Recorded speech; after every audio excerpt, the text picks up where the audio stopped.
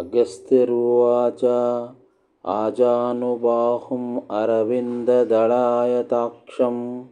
आजन्मसुप्तरसहासमुखप्रसादं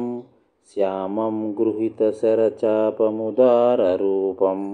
रामं सराम अभिराममनुस्मरामि।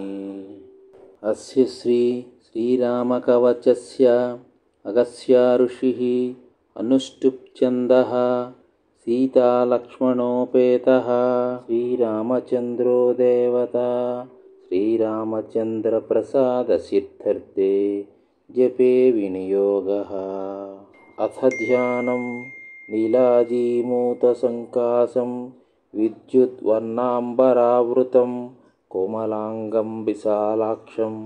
युवनामतिसुन्दरं सीता सौमित्री सहितं जटामुकुटधारिणं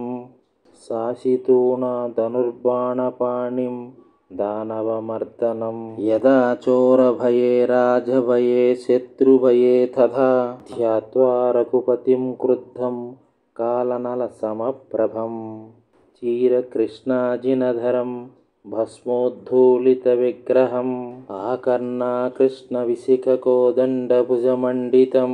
रणेन्रिपून् रावणादीं तीक्ष्णमार्गणवृष्टिभिः संहरन्तं महावीरमुग्रमैन्द्ररथस्थितं लक्ष्मणाधैर्यमहावीरैर्वृतं सुग्रीवाधैर्महावीरैः शैलवृक्षकरोद्यतैः वेगत्कालहुङ्कारैः बुभुक्कारमहारवैः अदतभिः परिवादतभिः समरे रावणं प्रति श्रीरामशत्रुसङ्घान्नेमे हनमर्दय खादय भूतप्रेतपिशाचादीन् श्रीरामासु विनाशय। एवं ध्यात्या जपेन्द्रामकवचं सिद्धिदायकं सुतीक्ष्णवज्रकवचं शृणु वक्ष्याम्यनुत्तमम्। अधकवचं श्रीरामः पातु मे मूर्ध्नि पूर्वे च रघुवंशजः दक्षिणे मे रघुवरः पश्चिमे पातु पावनः उत्तरे मे रघुपतिर्भालं दशरथात्मजः भ्रुवोर्दूर्वादलश्यामस्तयोर्मध्ये जनार्दनः श्रोत्र मे पातु राजेन्द्रो दृश्यो राजीवलोचनः घ्राणं मे पातु राजर्षिर्गण्डौ मे जानकीपतिः कर्णमूले खरध्वंसी भालमे रघुवल्लभः जिह्व मे वाक्पति पातु दन्तपङ्क्तिरघुत्तमः ओष्ठौ श्रीरामचन्द्रो मे मुखं पातु परात्परः कण्ठं पातु जगद्वन्द्यः स्कन्धौ मे रावणान्तकः धनुर्बाणधरः पातु भुजौ मे वालिमर्दनः सर्वाण्यङ्गुलिपर्वाणि हस्तौ मे राक्षसान्तकः वक्षो मे पातु काकुत्स्थः पातु मे हृदयं हरिः स्तनौ सीतापतिः पातु पार्श्वमे जगदीश्वरः मध्यमे पातु लक्ष्मीशो नाभिमे रघुनायकः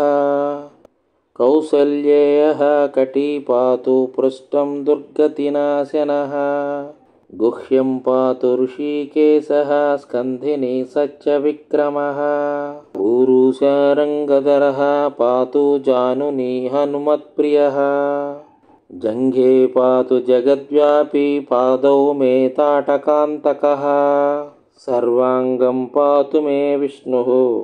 सर्वसन्धिननामयः ज्ञानेन्द्रियाणि प्राणादीन् पातु मे मधुसूदनः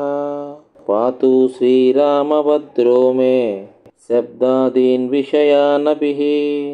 द्विपदादीनि भूतानि मत्सम्बन्धिनी यानि च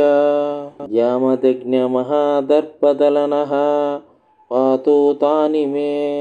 सौमित्री पूर्वजः पातु वागादि इन्द्रियाणि च रोमां कुर्याणि शेषाणि पातु सुग्रीवराज्यदः वाग्मनो बुद्ध्य अहङ्कारे ज्ञानाज्ञानकृतानि च जन्मान्तरकृतानीह पापानि विविधानि च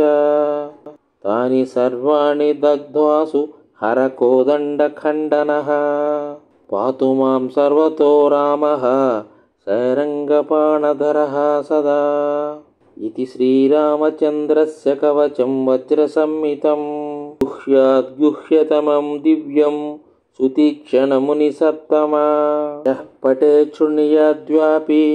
श्रावयेद्वसमाहितः स याति परमं स्थानं रामचन्द्रप्रसादतः महापातकयुक्तो वा गोघ्ना वा भ्रूणः तथा श्रीरामचन्द्रकवचपठनात् शुद्धिमाप्नुयात् ब्रह्महत्यादिभिः पापैर्मुच्यते नात्र संशयः बोधिक्षण यथा पृष्टं त्वया मम पुरा शुभं तथा श्रीरामकवचं मायाते विनिवेदितम् इति श्रीमद् आनन्दरामायणे मनोहरकाण्डे सुतीक्ष्णागस्य संवादे श्रीरामकवचम्।